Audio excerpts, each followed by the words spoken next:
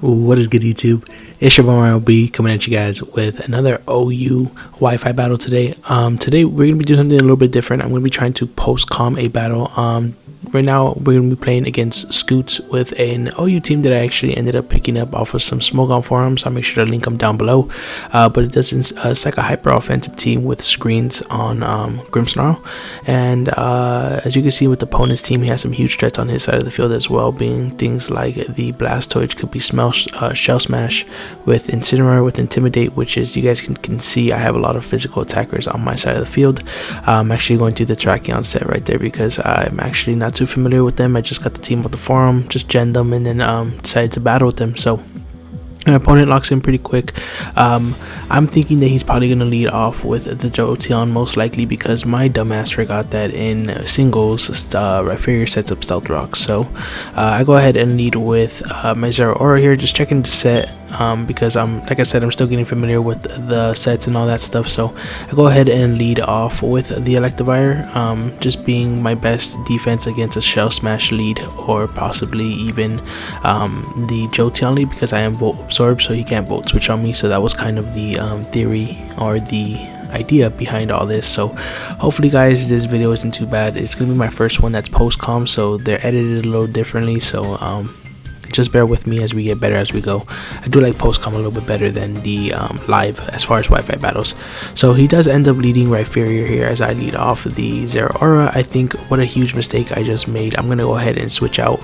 I'm thinking if he's gonna use Earthquake or set up rocks, if he uses Earthquake, I can switch to something like my Gyarados or even my Hawlucha to give me a better advantage here. But ultimately I just decided to go ahead and switch into Grimmsnarl here, trying to set up a screen, hoping that he goes for rocks, not predicting him to go for the obvious Earthquake. So shiny Grimmsnarl comes in here, and we're actually going to take a Stone Edge to the face. So he was probably predicting my Gyarados to come in, so good play on his end. But we're just going to go ahead and take advantage of this, us living barely, by trying to get up a Reflect here. So we'll get up a Reflect here to try to have something in the back come in and potentially take a hit from this thing, or even knock it out. What I was basically having in my head was bringing in TERRAKION, since I am focus sash. I can set up a Swords Dance, pretty much going on his team. So he's gonna knock us out with the Earthquake here, as I go ahead and think a little bit more what I want to go into here. Ultimately, I do decide to go into the TERRAKION, aka Terrakonite here, because he does kind of look like a knight. I do love shiny TERRAKION, by the way. The color scheme is just probably one of the best. But here I'm just gonna go ahead and think about my turn for a little bit, because I'm not sure what I want to do. Kind of want to go for Swords Dance, kind of want to get up my rocks, predicting him to switch. I go ahead and calculate and realize that Swords Dance is on, close combat's only doing about half. So I figure, what the heck, I am sashed, I can go ahead and probably pick up a kill or two here if I Swords Dance. So that's what I ultimately end up doing, as he goes ahead and brings in Weezing. I know Weezing's typically ran defensive in OU, so I'm going to go ahead and run a quick little calc, and I'm running the calc, and I can see that Stone Edge has a good chance to hit KO here. But I am also thinking I have nothing that can switch into this. I have nothing that can probably battle this better than what I have out on the field right now. So I'm just gonna go ahead and throw off a Stone Edge, as luckily we hit, and we're gonna do about 70% to this Weezing here, as he actually gets up to T-Spikes, which is probably best case scenario for me. I do have about 2 or 3 mons that are immune to the Toxic Spikes, so I'm not really too worried about him. Here I'm going to take my chances again and try to go for another Stone Edge here, as I'm predicting him to either want to switch in the Incineroar to get the Intimidate off, or just sack this thing off, which he actually does, which is great. So we get the Weezing down, and I forgot to mention this, but at team matchup I saw that my TERRAKION just pretty much ran through his team. It knocks out the Ferrothorn, it knocks out the Incineroar, it knocks out the Rhyperior, it knocks out the there was one more mon that it went up against really good. But yeah, he brings in the Incineroar here to get the Intimidate off. Here I think, should I go for the Stone Edge, predicting I was gonna predict his what mon was it? Can't remember. I think it was the Blastoise, to do a little bit more damage, but ultimately I just decided to end up going for close combat here, as we do barely miss out on the KO. He does live at about 5 HP, but we're gonna go ahead and just click close combat again and pick this thing off real quick. So TERRAKION already picking up 2 bodies here, guys. So TERRAKION has nothing to play with out here, and he is pretty fast. I think he has sped his whole team, if I'm not mistaken. So TERRAKION picks up 2 bodies here quick with it, and he still has his sash intact, which is very, very important to keep in mind. He still has his sash intact. So here he's gonna bring out the Ferrothorn. I'm thinking this thing will knock it out with close combat, even if this thing is max defense. Not really much to think about. So I just go ahead and click close combat once again. I'm thinking, what's my opponent thinking here? So I go ahead and I thought he was Choppleberry, but he wasn't. I just ended up knocking him out clean here with the close combat, but we are going to take that Iron Barbs damage, which is going to unfortunately break our sash. So we have to be a little bit smarter how we use Terrakion here. So next, he's going to go ahead and bring out that Incineroar, get that -2 on me. So now I am back at neutral. But his last mons here, I think, are Jolteon, this Incineroar, and his Blastoise. So here I'm just going to launch off a close combat, not really scared of anything in the back. If he brings out Blastoise, it still takes about 30%, which is a good chip. And then the Jolteon's going to die, so I'm just going to go ahead and close combat here again. And then, man, Terrakion just put in the team on his back this game, man. This guy's ridiculous. My first time actually using him in OU. But we break him down to about the 90% mark, and he's going to actually be Figgy Berry, I think it was. And he's going to U-turn out of here. So Terrakion's still in a great spot. I don't think he was thinking I was going to stay in there, so that's probably why he U-turned, but I really lost nothing in stacking off Terrakion.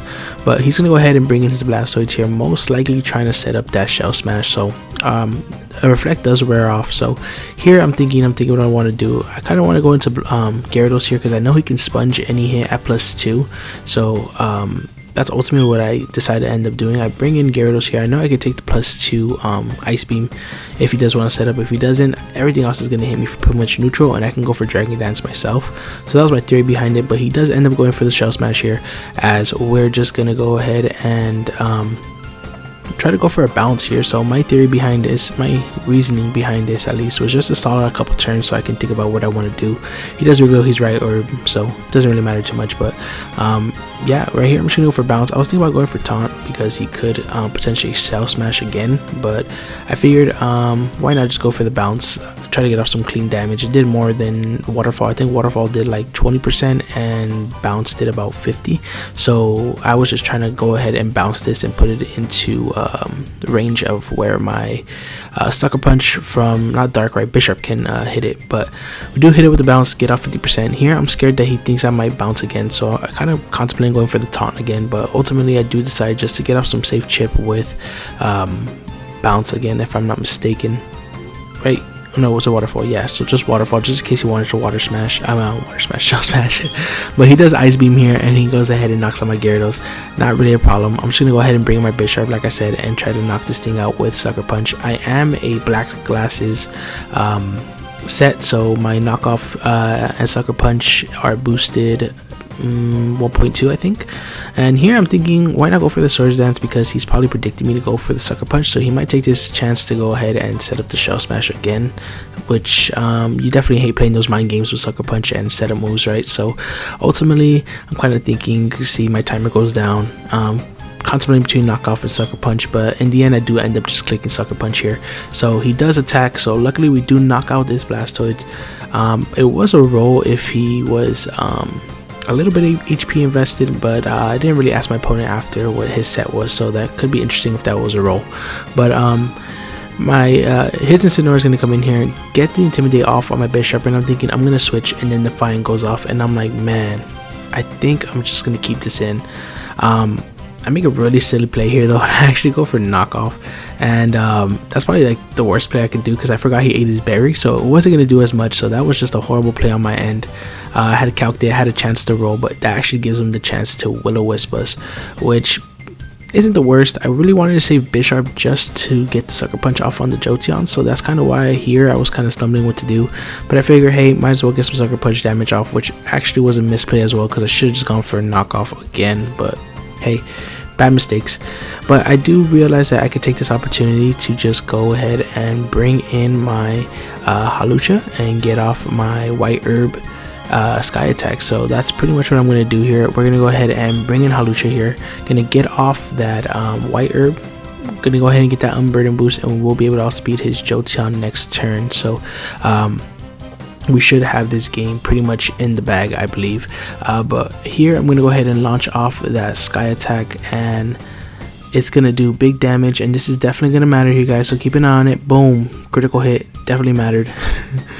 But we knock out this Incineroar right here, and then all he has left is the Jolteon, which is gonna die to a close combat. Well, it is a roll, but it's a roll in our favor. I believe it does 92 to 108 if I'm not mistaken. But here we do knock out the Jolteon, guys, and we do manage to pull off the victory against my boy Scoots here, aka Chris. So really want to appreciate Scoots for battling me. Been looking for battles on servers like crazy, so I haven't really found any. But guys, make sure to join my server, which will be down in the description below. You guys can find battles there as well. And yeah, guys, if you guys enjoy this type of stuff, make sure to leave a like down below. And if you guys are new, make sure to subscribe. I do enjoy these post comms a little bit more, so definitely make sure to show some love. Peace.